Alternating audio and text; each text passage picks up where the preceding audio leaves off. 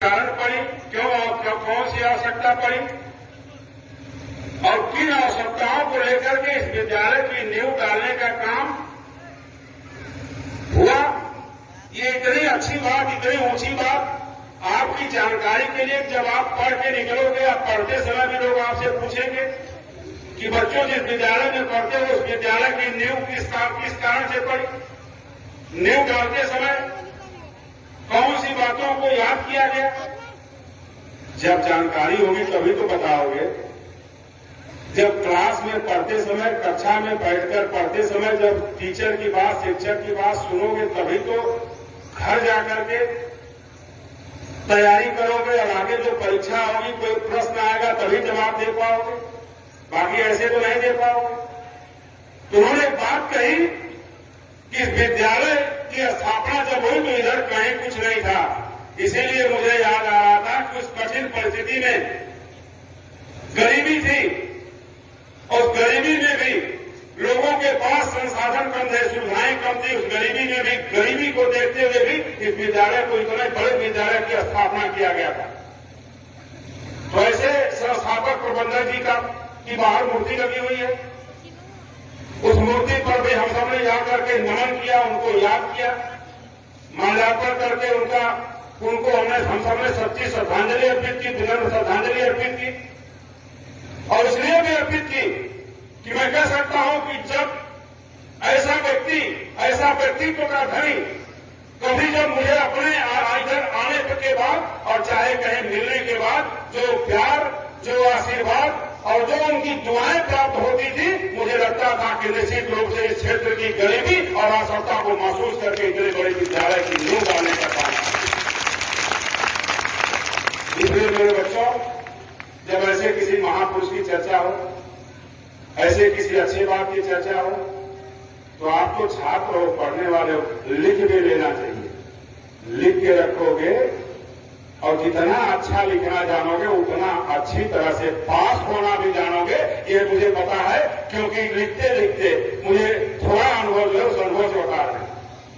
मैं अपनी बात आगे बढ़ाऊं इसके पूर्व मां सरस्वती जी के चरणों में सिर झुकाकर प्रणाम करते हुए, आज नेताजी सुभाष चंद्र बोस जी की जयंती है। आज तक के इतिहास में कहा जाए तो हम भले ही मुझे कोई नेता कहता हो,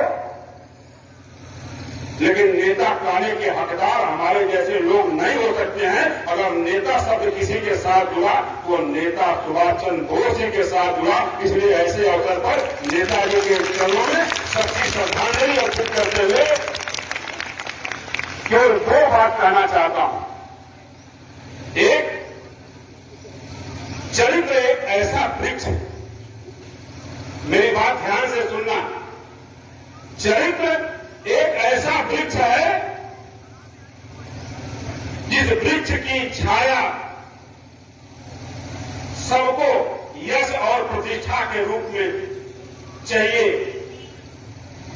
चरित्र एक ऐसा वृक्ष है कि जिस वृक्ष के नीचे छाया के रूप में मुझे प्रतिष्ठा और यश की प्राप्ति तो चाहिए, लेकिन विडंबना यह है कि हम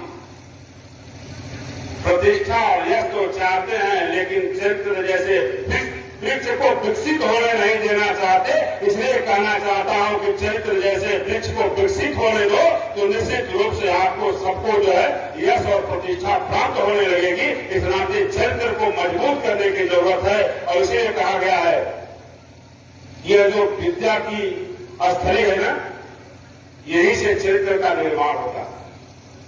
शिक्षा से ही चरित्र का निर्माण होता है। और इस देश में और इंसान के लिए दो मूलभूत आवश्यकताएं हैं, शिक्षा और चरित्र। और जिसके पास शिक्षा भी है, चरित्र भी है, मुझे लगता है कि दोनों से भरा हुआ व्यक्ति का जीवन धन्य होता है। और ऐसा व्यक्तित्व बना करके आप अगर जीवन में प्रारंभ करेंगे तो लोग आपको अपना आदर्श मानेंगे।